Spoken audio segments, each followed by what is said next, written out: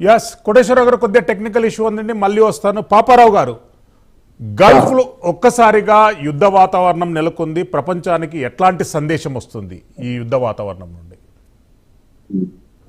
ఒకటి, ఇక్కడ ఇరాన్ దగ్గర అణ్వాయుధాలు తయారు చేసే కార్యక్రమం జరుగుతుంది. దాన్ని ఆపడానికి యుద్ధం చేస్తున్నామని చెబుతున్నారు. కానీ గతంలో ఇజ్రాయెల్ ఇరాన్ యుద్ధం జరుగుతున్న క్రమంలో అమెరికా దాడి చేసి ఇరాన్ అణు తయారీ కేంద్రాన్ని మొత్తం ధ్వంసం చేశామని చెప్పి పదే పదే పదే పదే రిపీట్ చేసింది.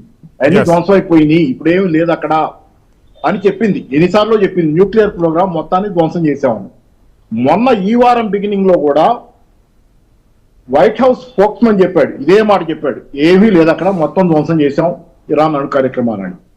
కాబట్టి ఇరాన్ అణు కార్యక్రమం చేస్తుంది కాబట్టి ఇరాన్ మీద దాడి చేస్తున్నామని అమెరికా చెబుతున్నది అత్యంత పెద్ద అబద్ధం. ఎందుకంటే అమెరికా బుద్ధే ప్రపంచంలో ఇప్పుడు దాకా జరిగిన 230-40 యుద్ధాల్లో 200 పైన యుద్ధాలు చేసింది అమెరికా. ప్రపంచ పోలీస్ మ్యాన్ గా ప్రపంచంలో అత్యంత దుర్మార్గాలకి కేంద్రంగా ఉంది ఈరోజు అమెరికా. మానవ హక్కుల ఉల్లంఘన కూడా అక్కడే. అందరూ మానవ హక్కులను ఉల్లంఘిస్తున్నారని చెప్పే అమెరికాలో ఈరోజు ప్రపంచంలో ఉన్నటువంటి ఖైదీల్లో 1/4 వంతు ఖైదీలు అమెరికాలోనే ఉన్నారు. 35 కోట్ల జనాభా దేశాన్ని, ప్రపంచ జనాభా 800-900 కోట్లు ఉంటే ఆ 35 కోట్ల జనాభా ఉన్న దేశంలో ప్రపంచ ఖైదీలలో, జైళ్లలో ఉన్న వాళ్ళలో 4వ వంతు అక్కడే ఉన్నారు. ఇంత పరమ భయానకమైనటువంటి టెర్రరిస్టు దేశంగా ఈరోజు అమెరికా ప్రవర్తిస్తుంది. ఆ క్రమంలోనే ఈరోజు ఇరాన్ మీద ఇరాన్ ఏం గదిలించింది? ఇరాన్ అణు కార్యక్రమాన్ని ధ్వంసం చేశామని చెప్పారు. ఇరాన్ సివిల్ న్యూక్లియర్ ప్రోగ్రామ్ చేసుకుంటాను, నేను పౌర కార్యక్రమానికి వాడుకుంటానని చెబుతుంది. అది కాదు కారణం. అమెరికా చెప్పేదానిలో ఏది నిజం ఉండదు, అమెరికా ఆడేది అన్ని అబద్ధాలే. ఈరోజు ప్రపంచంలో అన్ని దేశాలకు అది అర్థమవుతుంది. యూరోప్ దేశాలు కూడా అమెరికాకి దూరం అవుతున్నాయి. పరమ దుర్మార్గమైనటువంటి వ్యవహార శైలి ఈరోజు అమెరికాది. కాబట్టి ఏంటి, ఈరోజు అమెరికా చెబుతుంది అబద్ధం. అక్కడ జరుగుతుంది ఏంటంటే, ఒకటి, వెనిజులా మీద చేసింది, మొన్న కిడ్నాప్ చేసి తీసుకెళ్ళింది.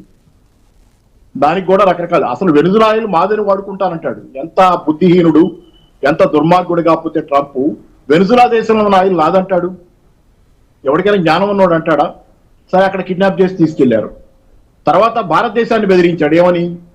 రష్యా నుంచి ఆయిల్ కొంటే నీకు ఇదేస్తానని చెప్పి 25% టారిఫ్ అని.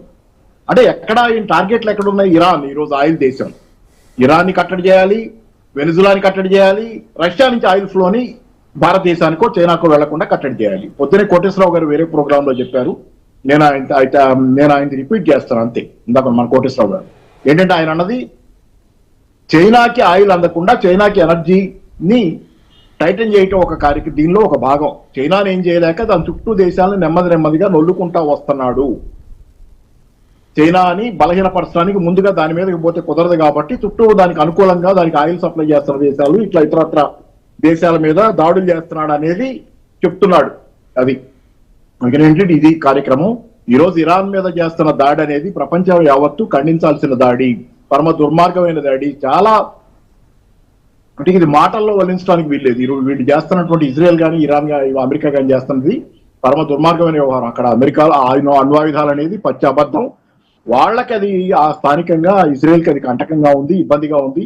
హమస్ పట్ల ఎవరికి జాలేదు కానీ గాజాలో ఇజ్రాయెల్ చేస్తున్న కార్యక్రమానికి అమెరికా పరోక్ష మద్దతు. గాజాలో ఎన్ని వేల మందిని తప్పిందండి సామాన్య జనాన్ని ఇజ్రాయెల్. అట్లాంటి ఇజ్రాయెల్ ని ప్రశ్నిస్తే దానికి ఇట్లా చంపటాన్ని అడ్డం పడుతుంది. లేకపోతే ఈ మధ్యప్రాచ్యంలో మనకి తిరుగు లేకుండా ఎంతమందినైనా వేసేస్తాం, ఎంతైనా విస్తరిస్తాం మన దేశాలనే దానికోసం ఇక్కడ ఇరాన్ అడ్డంగా ఉంది. అన్ని అబద్ధాలు. చూడండి, నెట్ లో చూడండి, ఎన్నిసార్లు చెప్పారు ఇరాన్ అణు కార్యక్రమాన్ని తుదముట్టించేసాం లేదని చెప్పి ఎన్నోసార్లు చెప్పారు. మొన్న వైట్ హౌస్ స్పోక్స్మన్ ఈ వారం బిగినింగ్ లో చెప్పాడు. పాపారావు గారు మళ్ళీ వస్తాను. మనేం కోటేశ్వరరావు గారు, ఇజ్రాయెల్ ఏమో ఆత్మరక్షణ కోసం అంటుంది, ఇరాన్ ఏమో సార్వభౌమాత్మ